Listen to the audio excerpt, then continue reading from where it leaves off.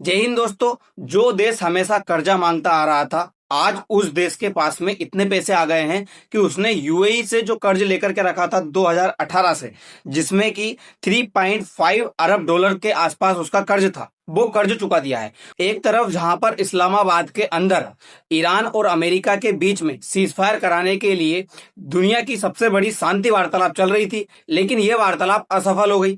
फिर भी पाकिस्तान के बारे में सारे के सारे कंट्री अच्छा खबर दे रहे हैं, सारे के सारे कंट्री फीडबैक अच्छा दे रहे हैं। पाकिस्तान के बारे में बताया जा रहा है उसने जो कोशिश की उसकी वजह से आज मिडिल ईस्ट के अंदर युद्ध विराम को लेकर के बड़ी बातें सामने निकल कर आ रही है। पाकिस्तान के द्वारा सऊदी अरब के अंदर बहुत सारे जो फाइटर जेट्स है वो उतारे गए हैं। आप ये देखिए खबर में, Pakistan deploys 13,000 troops and fighter jet to Saudi Arabia, और ये सब उतारे गए हैं सऊदी अरबिया का एक एयरवेस है किंग अब्दुल अजीज एयरवेस के ऊपर। जब ये सारे के सारे फाइटर जेट पाकिस्तान के द्वारा सऊदी अरबिया के अंदर उतारे गए तो बात ये थी कि एक तरफ इस्लामाबाद के अंदर सारी की सारी मीटिंग चल रही है शांति वार्तालाप को लेकर के, और पाकिस्तान उसी बीच में अपने जो फाइटर जेट है वो सऊदी अरेबिया के अंदर उतार रहा है।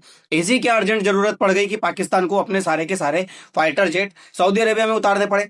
और क्यों जो यूएई है वो पाकिस्तान के ऊपर दबाव बनाता नजर आ रहा है। पाकिस्तान के साथ में जो यूएई की मित्रता हुई थी पहले, वो मित्रता क्यों टूटती नजर आ रही है? क्योंकि 2018 के अंदर जब पाकिस्तान को यूएई ने इतना सारा जो कर्ज दिया था, उस कर्ज के बाद में अचानक से यूएई ने अपने पैसे वापस क्यों मांगने शुरू किए? पाकिस्तान जो है क्यों इतने सारे मिडिल ईस्ट कंट्री के अंदर एक अलग अलायंस बनाने में कामयाब होता नजर आ रहा है, और ये अलग अलायंस जो है सऊदी अरबिया और पाकिस्तान के बीच बनने जा रहा है। हालांकि ये सब कुछ जो हो रहा है उसमें ईरान को अलग ही समझ में आ रहा है कि पाकिस्तान जो है वो सऊदी अरेबिया के साथ में जाकर के खड़ा हो गया और ईरान के खिलाफ खड़ा हो गया। लेकिन ईरान और पाकिस्तान की सीमा एक साथ लगी हुई है। यदि ईरान चाहे तो पाकिस्तान के ऊपर अटैक करके पाकिस्तान को वहां पे जो कि सऊदी अरेबिया की हेल्प करने के लिए जा रहा है उसको रोक सकता है। लेकिन ये सारी की सारी प्रॉब्लम्स क्यों क्रिएट हो रही है? मिडिल ईस्ट के अंदर जो ये क्राइसिस चल रहा है, इस क्राइसिस के बीच में पाकिस्तान अपना फायदा कैसे देख रहा है और सऊदी अरेबिया ने पाकिस्तान को कैसे मनाया ईरान के खिलाफ खड़ा होने के लिए, इन सारी चीजों के बारे में हम जानेंगे। ये एक जियोपॉलिटिक्स इस लेवल की चल रही है खाड़ी देश के अंदर कि इसको थोड़ा सा समझना जरूरी है डीपली में। तो थोड़ा सा इसको हम समझते हैं। दोस्तों दरअसल हुआ क्या है, इस्लामाबाद के अंदर एक है जेडी वेंस, एक है ईरान के संसद के स्पीकर। इन दोनों के बीच में वार्तालाप होती है। हालांकि ये दोनों के दोनों जो है एक दूसरे की तरफ देखते भी नहीं है, एक दूसरे के साथ में बैठते भी नहीं है, लेकिन ये बात विफल हो जाती है। 3 पॉइंट ईरान के द्वारा इस तरह के रखे गए कि अमेरिका ना मान पाया। अमेरिका जितना भी नेगोशिएशन करने की कोशिश कर रहा था, लेकिन वो जो 3 पॉइंट थे जो कि ईरान की तरफ से रखे गए, ये वार्तालाप के अंदर जो कि बता रहे हैं कि 21 घंटे तक इन दोनों की वार्तालाप चली, लेकिन फिर भी वो सफल हो गई। तो वो 3 पॉइंट कौन से थे जिनको रेड लाइन करार दिया गया ईरान की तरफ से, उनके बारे में भी हम थोड़ा सा जानेंगे। और भारत के लिए पाकिस्तान का ये बढ़ता कद और पाकिस्तान का सऊदी अरेबिया का साथ होना भारत के लिए कितना बड़ा खतरा है, और भारत की राष्ट्रीय सुरक्षा के लिए कितना बड़ा खतरा है जो कि सामने निकल कर आ रहा है। इन सारी चीजों के बारे में थोड़ा सा जानते हैं। दरअसल दोस्तों जो पाकिस्तान है वो सऊदी अरेबिया के साथ इतना ज्यादा आकर के खड़ा इसलिए हुआ है क्योंकि थोड़े दिन पहले सितंबर 2025 के बीच में इन दोनों देशों के मध्य में एक समझौता हुआ था, उसे कहते हैं डिफेंस पैक्ट। और इस डिफेंस पैक्ट के अंदर कुछ इस तरह की बातें लिखी गई थी कि यदि सऊदी अरेबिया के ऊपर कोई भी कंट्री अटैक करता है तो पाकिस्तान उसकी हेल्प करेगा, और यदि पाकिस्तान के ऊपर कोई भी कंट्री अटैक करता है तो सऊदी अरेबिया उसकी हेल्प करेगा। इस तरह का जो पैक्ट है इन दोनों देशों के बीच में हुआ था। लेकिन फिर बात आगे चलती गई, और जब इन दोनों देशों के बीच में इस तरह का पैक्ट साइन हुआ तो पाकिस्तान सऊदी अरेबिया की हेल्प करने के लिए जो अपने फाइटर जेट और सोल्जर्स वगैरह है जो कि 13,000 ट्रूप्स बता रहे हैं, वो सऊदी अरेबिया में उतारा। जब इस तरह के काम इसके द्वारा किए गए तो यूएई जो कर्ज देकर के रखा हुआ था पाकिस्तान को, और पाकिस्तान के अंदर इन्वेस्टमेंट भी करना चाहता था, उस यूएई ने पाकिस्तान से पैसे मांगने शुरू कर दिए।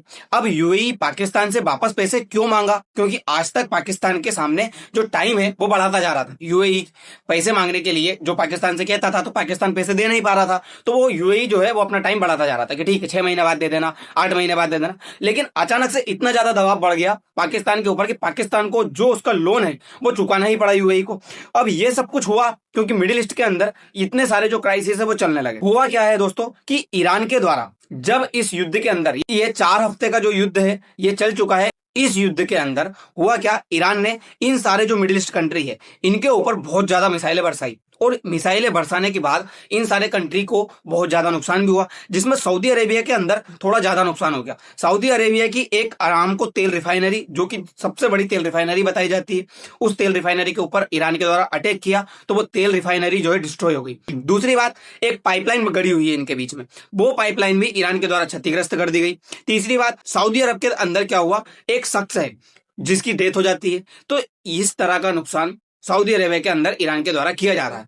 जब ये नुकसान किया गया तो सऊदी अरेबिया को याद आया अपना डिफेंस पैक्ट। सऊदी अरेबिया जो है वो पहुंचा कहां पे, पाकिस्तान। और पाकिस्तान के अंदर सऊदी अरेबिया के जो फाइनेंस मिनिस्टर है, जिनका नाम मोहम्मद अल जदान है, ये पहुंचे पाकिस्तान के अंदर। कब? ये 11 अप्रैल को, जो कि इनके बीच में शांति वार्तालाप चल रही थी, ईरान और अमेरिका के बीच में। लेकिन जब इन दोनों देशों के बीच में शांति वार्तालाप चल रही थी तो इनका क्या काम था वहां पे?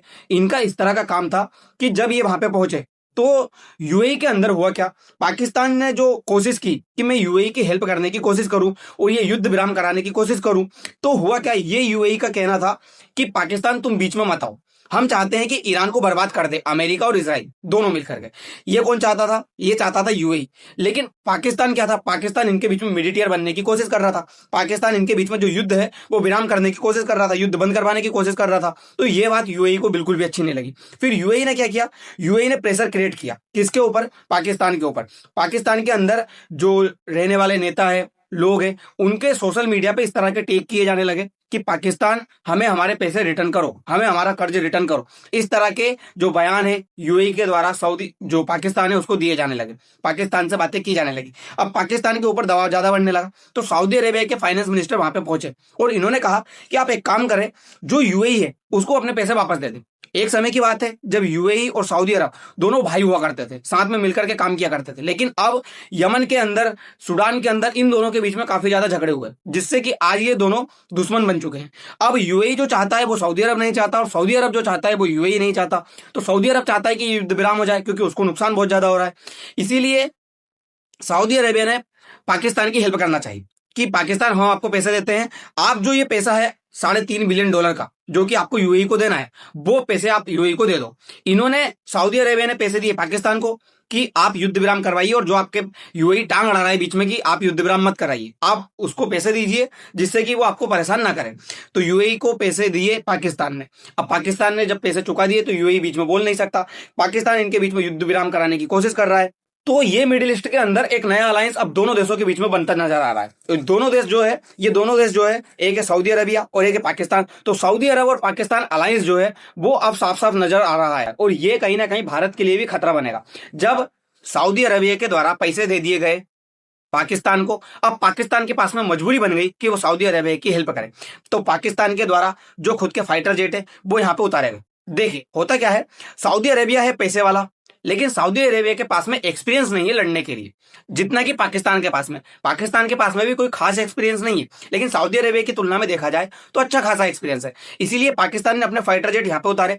अब पाकिस्तान के जो फाइटर जेट है वो सऊदी अरेबिया के आसमान की सुरक्षा करेंगे कि ईरान की तरफ से कोई भी मिसाइल वगैरह, ड्रोन वगैरह तो नहीं आ रहे हैं, उससे जो है सऊदी अरेबिया को बचाएंगे। तो इस तरह का काम सऊदी अरेबिया के द्वारा पाकिस्तान के साथ जो डिफेंस पैक्ट किया गया था उसके बीच में कर लिया गया। दूसरी बात, जब पाकिस्तान के द्वारा सऊदी अरेबिया को लेकर के जो फाइटर जेट सेंड किए गए, जो फाइटर जेट उतारे गए, वो सारी चीजें कहीं ना कहीं पाकिस्तान को और जो सऊदी अरब है इनको तो अच्छी लगेगी, लेकिन यूएई को अच्छी नहीं लगेगी।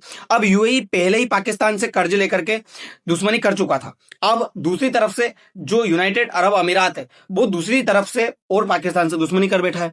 क्यों? क्योंकि उसको लग रहा है कि ये सऊदी अरेबिया के साथ में आ चुका है, और सऊदी अरेबिया कौन है? यूएई का दुश्मन। तो इन दोनों दुश्मनी के बीच में पाकिस्तान आ गया, तो यूएई के साथ में पाकिस्तान का जो रिश्ता था वो और खराब हो गया। अब यूएई से तो उसका खराब हुआ, सऊदी अरब के साथ बढ़ा। अब सऊदी अरब के साथ बढ़ने से पाकिस्तान को भी नुकसान होगा। पाकिस्तान को नुकसान ये होगा कि यदि मान लीजिए आने वाले समय में पाकिस्तान और भारत का युद्ध होता है तो सऊदी अरब पाकिस्तान की हेल्प करने के लिए आना पड़ेगा हर हाल में, और फिर सऊदी अरब के जो है रिश्ते भारत के साथ में भी बिगड़ेंगे। दूसरी बात, हुआ क्या, 11 अप्रैल को इन दोनों कंट्रीज के बीच में, यानी कि ईरान, इजराइल और ईरान, इनके बीच में जो वार्तालाप चली, हालांकि इजराइल इसमें शामिल नहीं था। इजराइल जब ये वार्तालाप चल रही थी तो इसके बीच में भी लेबनान के ऊपर अटैक पे अटैक किया जा रहा था, लेबनान के ऊपर हवाई हमले किया जा रहा था। लेबनान के अंदर 400 के आसपास जो लोग हैं उनकी डेथ हो चुकी है इसी वार्तालाप के बीच में। सोचिए, शांति वार्तालाप चल रही है एक तरफ, और एक तरफ इजराइल जो है वो अटैक पे अटैक किया जा रहा।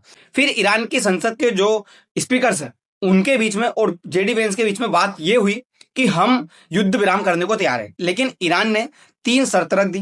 पहली शर्त ये कि ईरान और अमेरिका के बीच जो ये युद्ध हुआ है, इसमें ईरान को जितना भी नुकसान हुआ उस पूरे नुकसान की आप भरपाई कर दीजिए, और ईरान के ऊपर जो सैंक्शंस लगे हैं जिसमें आपने डॉलर को फ्रीज किया है, वो सारे के सारे डॉलर रिलीज कर दीजिए। पहला पॉइंट इसने ये रख दिया। दूसरा पॉइंट ईरान के द्वारा ये रखा गया कि जो स्ट्रेट ऑफ हॉर्मुज है उसके ऊपर सिर्फ और सिर्फ ईरान का कंट्रोल हो, मतलब कि ईरान उससे पर बैरल $1 जो टोल है वो वसूल कर सके। फिर तीसरा पॉइंट ये रखा गया ईरान की तरफ से कि जो लेबनान के ऊपर इजराइल के द्वारा अटैक किए जा रहे हैं वो अटैक तुरंत बंद किए जाए। अगर लेबनान के ऊपर अटैक किए जाएंगे तो हम ये सीजफायर जो है वो नहीं करेंगे। ईरान इसमें विजेता की रोल में नजर आ रहा था। ईरान का जो एटीट्यूड है वो ये क्लियर दिखा रहा था कि ईरान इसमें जीता हुआ है और अमेरिका हारा हुआ है, तो अमेरिका को झुकना होगा ईरान के सामने। अब अमेरिका ये तीनों शर्त मान नहीं सका, तो जो जेडी वेंस है वो बिना कोई सफल वार्तालाप के अमेरिका जो है वापस लौट गए। अब ये वार्तालाप इनके बीच में असफल रहना कहीं ना कहीं पाकिस्तान के लिए एक मुसीबत का सामना क्रिएट कर रही है। पाकिस्तान के द्वारा जो भी ये काम किया जा रहा है वार्तालाप का, उसमें पाकिस्तान की तो बेइज्जती हो ही रही, पाकिस्तान इसमें और फंसता जा रहा है। जो कि अब सऊदी अरब के साथ में आपने देखा, सऊदी अरब की हेल्प करने के लिए पहुंचा तो इसकी मिडिल ईस्ट के जो दूसरे कंट्रीज है जो कि ये चाहते थे कि युद्ध विराम ना हो, उनके साथ में कहीं ना कहीं दुश्मनी मोल ले ली, जैसे कि यूएई। दूसरी तरफ अब अगर भारत और पाकिस्तान के बीच में युद्ध होता है तो सऊदी अरब और उल्टा फंसेगा, क्योंकि भारत के सऊदी अरब के साथ में भी अच्छे रिश्ते हैं, भारत के यूएई के साथ में भी अच्छे रिश्ते हैं। यदि हम पाकिस्तान के साथ युद्ध करने की कोशिश करेंगे तो अब सऊदी अरब को जो है पाकिस्तान की हेल्प करने के लिए आना पड़ेगा, क्योंकि अभी पाकिस्तान भी जो है सऊदी अरब की हेल्प करने के लिए पहुंच चुका है। तो सऊदी अरब अगर भारत के बीच में आएगा, पाकिस्तान और भारत के बीच में पाकिस्तान की हेल्प करने, तो ये कहीं ना कहीं सऊदी अरब के लिए मुसीबत बनेगी और भारत के साथ में सऊदी अरब के जो रिश्ते हैं वो खराब होंगे। दूसरी तरफ ये कहीं ना कहीं भारत के लिए भी एक दिक्कत की बात है कि पाकिस्तान का बढ़ता जो कद है और जो अलाइज बना रहा है वो मिडिल ईस्ट कंट्री के साथ में, जिसमें कि भारत नहीं बना पा रहा है, ये कहीं ना कहीं भारत के लिए थोड़ा सा चिंताजनक विषय है। ये हमें सोचना होगा हमारी डिप्लोमेसी के अंदर, फॉरेन पॉलिसी के अंदर, कि हम पाकिस्तान को बढ़ने ना दे आगे। दोस्तों अब देखना ये होगा कि ये युद्ध और कितना चलता है और पाकिस्तान जो अपने ट्रूप्स उतार के रखा है वो कितनी हेल्प करते हैं सऊदी अरेबिया की। ये सारी चीजें तो देखने वाली बातें होंगी। दोस्तों फिलहाल के लिए इतना ही, मिलते हैं अगली वीडियो में। धन्यवाद।